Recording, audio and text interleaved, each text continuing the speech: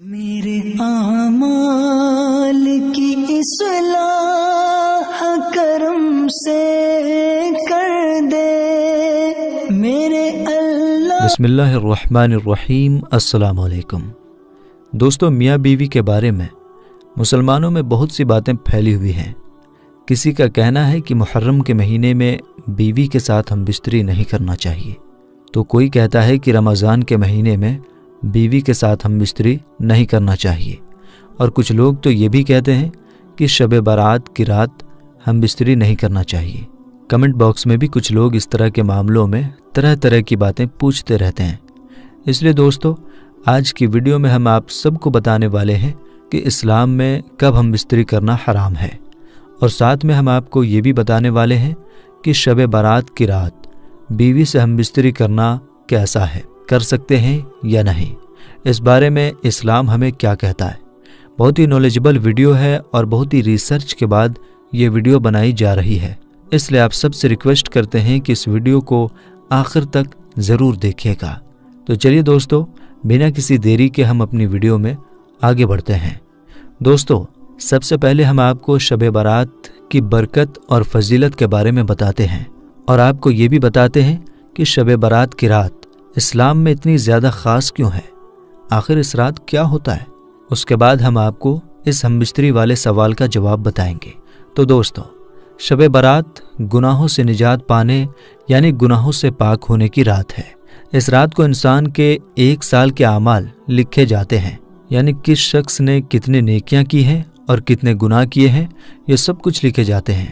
حضرت be be عائشہ رضی اللہ تعالی عنہا فرماتی ہیں کہ ایک مرتبہ اللہ کے پیارے نبی حضرت محمد مصطفیٰ صلی اللہ تعالیٰ علیہ وسلم نے ارشاد فرمایا کہ کیا تم جانتی ہو کہ شعبان کی 15ویں رات میں کیا ہوتا ہے؟ تو میں نے عرض کیا کہ اے اللہ کے رسول صلی اللہ تعالیٰ علیہ وسلم، آپ ہی بہتر جانتے ہیں۔ تو اس پر آپ صلی اللہ تعالیٰ علیہ وسلم نے فرمایا کہ آنے والے سال میں جتنے بھی لوگ پیدا ہونے والے ہیں یا جن کا انتقال ہونے والا ہے، ان سب کے بارے میں اس رات کو لکھا جاتا ہے، اور اس رات میں لوگوں کے سال بھر کے اعمال اللہ تعالیٰ کی بارگاہ میں پیش کیے جاتے ہیں، اور اسی رات میں لوگوں کا رزق اتارا جاتا ہے۔ اس لیے دوستو، یاد رکھیں کہ شب برات کی رات ہمارے لیے بہت ہی رحمتوں اور برکتوں والی رات ہے۔ کیا معلوم اگلی شب برات ہمیں نصیب ہو یا نہ ہو، کہیں اس رات ہمارا نام بھی مرنے والوں میں نہ لکھ دیا گیا ہو۔ مرنے والا شخص دنیا میں مگن ہو کر بازاروں میں گھوم رہا ہوتا ہے اور گناہوں پہ گناہ کر رہا ہوتا ہے، حالانکہ اس کو یہ معلوم نہیں ہوتا کہ اس کی موت کا وقت قریب آ چکا ہے۔ اس بات کو آپ یاد رکھیں کہ ہو سکتا ہے اسی شب برات کو ہمارا بھی نام مرنے والوں کی لسٹ میں لکھ دیا گیا ہو۔ تو اس لیے اس رات جتنا ہو سکے اللہ تعالیٰ کی عبادت کریں۔ اس رات رحمتوں کی بارش ہوتی ہے۔ اس رات اللہ سب لوگوں کی مغفرت فرماتا ہے، سب کی دعاؤں کو قبول کرتا ہے سوائے کچھ لوگوں کے۔ کن لوگوں کی دعا اللہ قبول نہیں کرتا ہے، اس بارے میں ہم شب برات کیا ہے والی ویڈیو پر بتا چکے ہیں، آپ چاہیں تو اس ویڈیو کو بھی دیکھ سکتے ہیں۔ اب دوستو، بہت سے لوگوں میں یہ بات پھیلی ہوئی ہے کہ شب برات کی رات بیوی سے ہم بستری کرنا حرام ہے، جائز نہیں ہے۔ تو ہم آپ کو بتا دیں کہ یہ بات سراسر غلط ہے کہ شب برات کی رات ہم بستری کرنا ناجائز و حرام ہے، بلکہ اس رات بغیر کسی شک و شبہات کے آپ اپنی بیوی سے ہم بستری کر سکتے ہیں، کوئی روک ٹوک نہیں ہے۔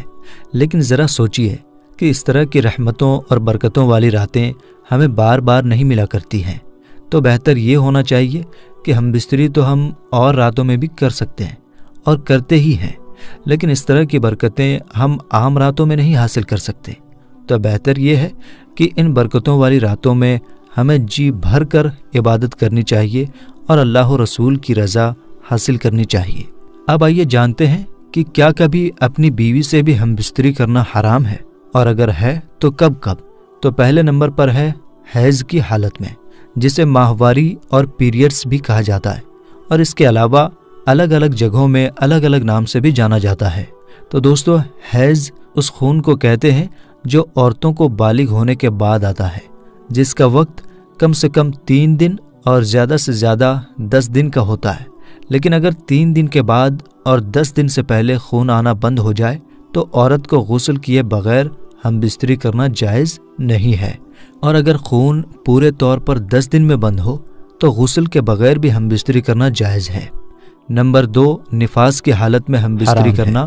نفاس اس خون کو کہتے ہیں جو عورتوں کو بچہ پیدا ہونے کے بعد آتا ہے، جس کا وقت زیادہ سے زیادہ 40 دن کا ہوتا ہے اور کم کی کوئی فکس ٹائم نہیں ہے۔ یاد رہے کہ ان دونوں صورتوں میں روزہ اور نماز ادا کرنے کی اجازت نہیں ہے، لیکن بعد میں روزوں کو ادا کرنا واجب ہے اور نماز معاف ہے۔ نمبر 3، فرض اور واجب روزے کی حالت میں ہم بستری کرنا حرام ہے۔ رہ گئی بات نفل روزے کی، تو اگر عورت نے اپنے شوہر کی اجازت کے بغیر رکھ لیا ہے تو مرد اگر چاہے تو ہم بستری کرنے کے لیے روزہ توڑوا سکتا ہے، لیکن اس کی قضا واجب ہے، اور اگر اجازت سے رکھی ہے تو اس صورت میں بھی حرام ہے، اور اگر مرد نے نفل روزہ رکھا تو ہر حال میں ہم بستری کرنا حرام ہے۔ نمبر 4، اعتکاف کی حالت میں، چاہے مرد ہو یا عورت، اس صورت میں ہم بستری کرنا حرام ہے۔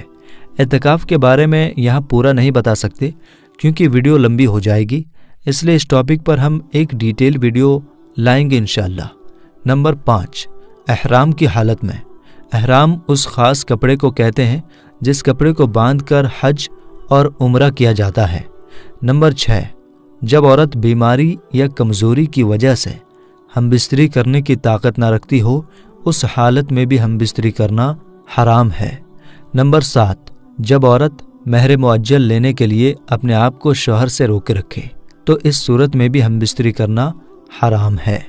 مہر معجل اس مہر کو کہتے ہیں، یعنی اس دین مہر کو کہتے ہیں جو عورت کو ترنت دینے کا وعدہ کیا گیا ہو۔ اس دین مہر کو شوہر سے لینے کے لیے بیوی اپنے آپ کو ہم بستری سے روک سکتی ہے، اور شوہر کو ہم بستری کے لیے مجبور کرنا حرام ہے۔ تو اس سے پتہ چلا کہ اپنی زندگی ہی میں جتنی جلدی ہو سکے مہر ادا کر دیں، اس لیے کہ دین مہر مرد کے اوپر عورت کا ایک طرح سے قرض ہے۔ اس کو ادا کیے بغیر اگر مرد انتقال کر جاتا ہے اور عورت معاف نہ کرے تو کل قیامت کا دن شوہر کو ادا کرنا ہوگا، جو کہ بہت ہی کٹھن کام ہے، کیونکہ وہاں دین مہر ادا کرنے کے لیے نہ مال ہوگا نہ دولت ہوگی، تو اس وقت نیکیوں کے ذریعے سے دین مہر ادا کرنا ہوگا، جو کہ آسان نہیں ہے۔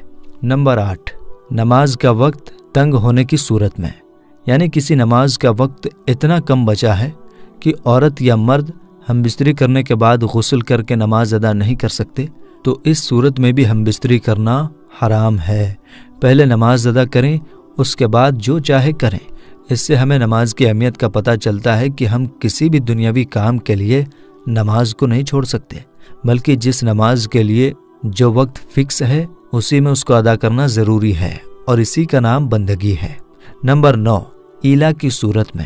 ایلا کا مطلب ہوتا ہے قسم کھانا، اور شریعت میں شوہر کا اپنی بیوی سے ایک خاص ٹائم تک ہم بستری سے رکے رہنے کا قسم کھانے کو ایلا کہتے ہیں۔ جیسے ہم اسے اس طرح سے سمجھ سکتے ہیں کہ کوئی مرد یہ قسم کھا لے کہ میں اپنی بیوی کے ساتھ 4 مہینے یا اس سے کم یا زیادہ دنوں تک ہم بستری نہیں کروں گا، تو اب بغیر کفارہ ادا کیے وہ اپنی بیوی کے ساتھ ہم بستری نہیں کر سکتا۔ اور کفارہ ادا کرنے کے 4 طریقے ہیں۔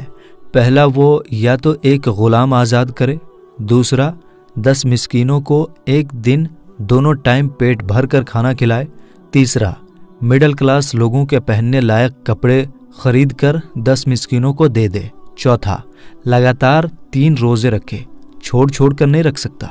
نمبر 10، زہار میں کفارہ ادا کرنے سے پہلے۔ زہار کا مطلب کیا ہے؟ آئیے جانتے ہیں۔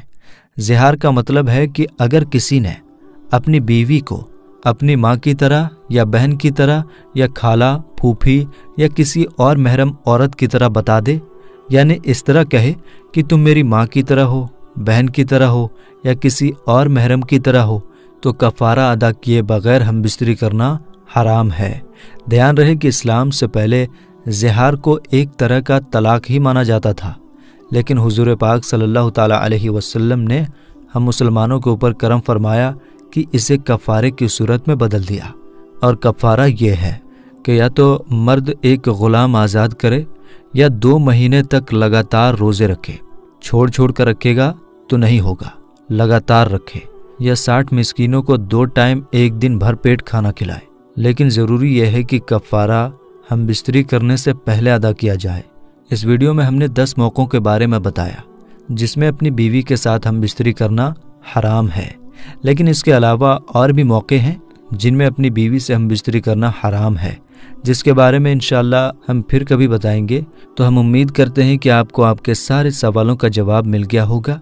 तो अगर वीडियो पसंद आई हो तो दिल से एक लाइक कर दीजिएगा और अपने करीबी दोस्तों और रिश्तेदारों में ज़रूर शेयर कीजिएगा। और अगर वीडियो समझ में आ गई हो तो कमेंट बॉक्स में ज़रूर बताइएगा। तो फ़िलहाल आज की इस वीडियो में बस इतना ही। हम इंशाअल्लाह ताला आपसे फिर एक और वीडियो में मिलेंगे। तब तक के लिए आप हमें इजाज़त दीजिए। अस्सलाम वालेकुम, अल्लाह हाफिज़।